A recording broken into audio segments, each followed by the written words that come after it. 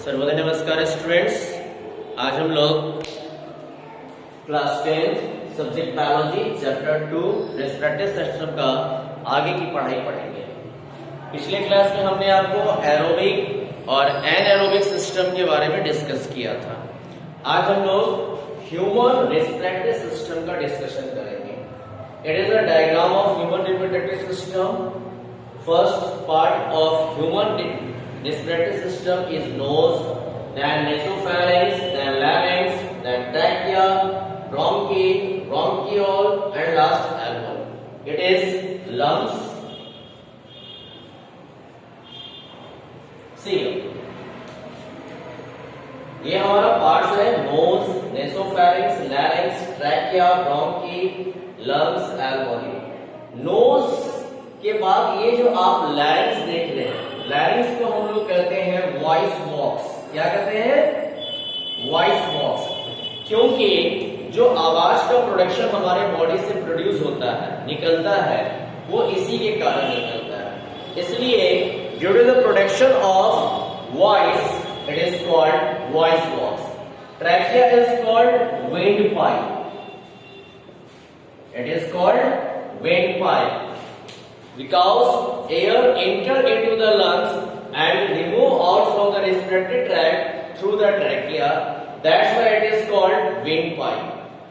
When trachea enter into the respiratory tract, it's further divided into two parts. ये दो हिस्सों में बढ़ जाता है, जिसे हम लोग कहते हैं bronchi. And bronchi is further divided to many parts called bronchiole. Called bronchiole, and bronchiole is attached to the alveoli. Alveoli is the structural and functional unit of lungs. See here, our right lungs is bigger than left lungs. ठीक है, ये याद रखिएगा, हमारा right lungs हमारे left lungs से बड़ा होता है। अब हम बारी बारी से सबके बारे में जानते हैं। सबसे पहले हम लोग डिस्कस करते हैं नोज के बारे में। देखिए, नोज में बाहर में दो होल्स होते हैं, उन्हें कहा जाता है एक्सटर्नल नॉस्ट्रिल, और अंदर में भी दो होल्स होते हैं जिन्हें कहा जाता है इंटरनल नॉस्ट्रिल। नाक का जो कैविटी होता है, जिसे हम लोग कहते हैं nasal cavity, is divided into two equal part by nasal septum. ये नेसल सेप्टम जो ये बीच में जो हड्डी है, इससे दो हिस्से में बटा होता है। इन दो हिस्से को कहते हैं नेसल चैम्बर।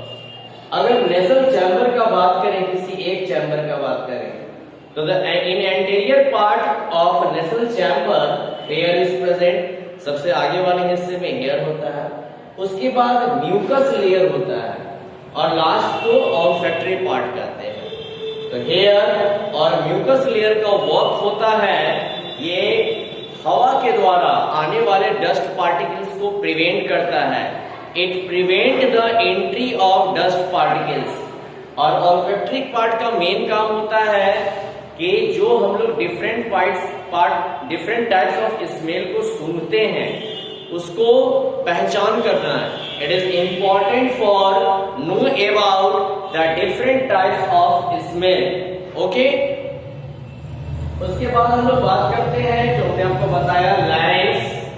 लैरिंक्स जो होता है वो आवाज को प्रोड्यूस करता है, आवाज निकलता है, इसलिए लैरिंक्स को क्या कहते हैं? Voice box. ट्रैकिया के बारे में थोड़ा समझिएगा।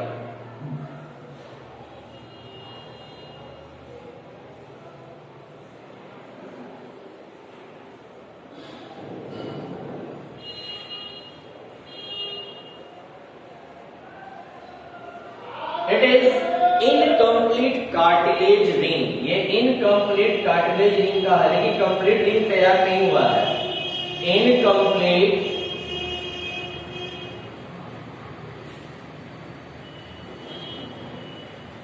कार्टिलेज रिंग, ये इनकम्प्लीट कार्टिलेज रिंग का बना होता है, जो फर्दर डिवाइड होता है टू ब्रोंकी में, और ब्रोंकी इंटर करता है लंग्स में।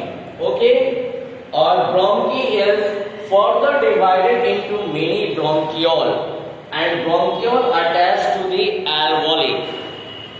ये है ट्रैकिया के बारे में डिस्कशन। ये इनकम्प्लीट कार्टिलेज रिंग का बना होता है जो आगे जाकर दो हिस्से में बढ़ जाता है जिसे हम लोग ब्रोंकी कहते हैं, और ब्रोंकी कई हिस्सों में बढ़ जाता है जिसे हम लोग ब्रोंकियोल कहते हैं, और ब्रोंकियोल एल्वोली से अटैच होता है।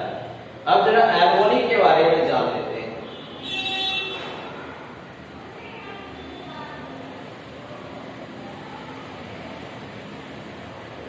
Alveoli, it is the structural and functional unit of lungs. ये लंग्स का स्ट्रक्चरल और फंक्शनल यूनिट होता है। There are about 750 million alveoli present in our lungs. हमारे लंग्स में लगभग 750 मिलियन एल्वोली होते हैं। अब एल्वोली का वर्क क्या है ये जानिए, बढ़िया से समझिएगा इस चीज को। देखिए, जब हमारे सेल्स में रिस्पिरेशन का प्रोसेस होता है, C6H12O6, ये रिएक्शन करता है ऑक्सीजन से, तो बनाता है 6CO2 plus 6H2O plus 38 ATP। ये जो CO2 बना, ये CO2 जब आरबीसी में मिलता है तो उस कंडीशन में आरबीसी कहलाता है डीऑक्सीजिनेटेड ब्लड। और अगर आरबीसी में ऑक्सीजन रहता है तो उस कंडीशन में इसे कहते हैं ऑक्सीजिनेटेड ब्लड। तो एल्वोली का मेन काम होता है ऑक्सीजनेशन प्रोसेस करना, मीन्स डीऑक्सीजनेटेड ब्लड को ऑक्सीजनेटेड ब्लड में कन्वर्ट करता है। कैसे करता है ये हम आपको समझा रहे हैं, जरा ध्यान दीजिएगा।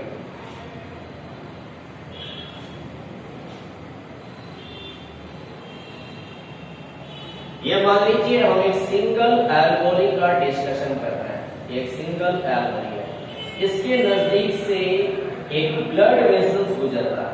ये हो गया आपका ब्रोंकियोल, ये हो गया आपका एल्वोली, और ये हो गया आपका ब्लड वेसल।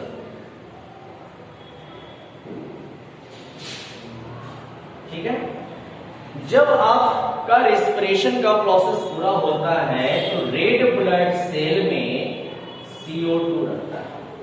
क्या रहता है? CO2 रहता है। अब आप एक प्रोसेस करके हमको बताइए, खुद से करके। आप एक बार में सांस लेकर और सांस छोड़कर दिखाइए, क्या पॉसिबल है? नहीं पॉसिबल है। या तो आप सांस ले सकते हो या तो सांस छोड़ सकते हो। तो जब आप सांस लीजिएगा तो ऑक्सीजन लीजिएगा, और सांस छोड़िएगा तो कार्बन डाइऑक्साइड को रिलीज करिएगा। तो जब कार्बन डाइऑक्साइड आरबीसी के साथ मिलकर एल्वोली के नजदीक पहुंचता है तो यहां पर ये कार्बन डाइऑक्साइड एल्वोली में चला जाता है और ब्लड खाली हो जाता है, आरबीसी खाली हो जाता है, ब्लैंक हो जाता है। यहां एल्वोली में आने के बाद ये CO2 ब्रोंकियोल, फिर ब्रोंकी, फिर ट्रैकिया, फिर नोज से होते हुए हमारे शरीर से बाहर निकल जाता है, और अभी ब्लड खाली है। सांस छोड़ने के बाद आफ्टर द एक्सपायरेशन आप इंस्पायरेशन करते हो, यानी कि सांस को लेते हो। जब आप सांस लेते हैं तो यहाँ एल्वोली में ऑक्सीजन आता है और ऑक्सीजन इंटर कर जाता है इस खाली ब्लड में, और ये कन्वर्ट हो जाता है ऑक्सीजनेटेड ब्लड में। तो deoxygenated blood is convert into oxygenated blood. This process is called oxygenation. ये प्रोसेस को ही ऑक्सीजनेशन कहते हैं। यही मेन काम है लंग्स का और एल्वोली का। ओके, और एक और हम आपको बात बताना चाहेंगे, जरा सा ध्यान दीजिएगा कि जो हम लोग सांस लेते हैं इस घटना को हम लोग कहते हैं इंस्पायरेशन, जिसके द्वारा आप ऑक्सीजन एटमॉस्फेयर से रेस्पिरेटरी ट्रैक में ले जाते हैं। और जब आप सांस छोड़ते हो उस प्रोसेस को हम लोग कहते हैं एक्सपायरेशन, यानी बॉडी का CO2 को एनवायरमेंट में छोड़ना। एक और टॉपिक है, पूरा समझ लीजिए। हमारे लंग्स के ठीक ऊपर मान लीजिए कि आप इस तरह से खड़े, ऐसे खड़े, तो ये आपका मान लीजिए कि लंग्स है। लंग्स के ठीक ऊपर एक बहुत ही मजबूत यानी बहुत ही स्ट्रॉन्ग और इलास्टिक मेम्ब्रेन होता है जिसका नाम होता है प्लूरल मेम्ब्रेन।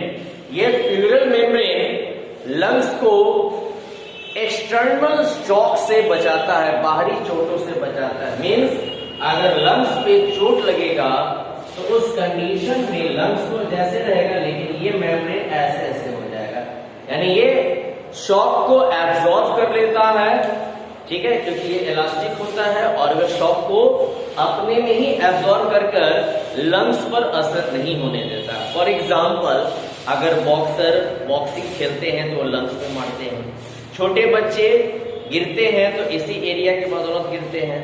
तो यही प्लूरल मेम्ब्रेन उस कंडीशन में लंग्स को चोट लगने से बचाता है।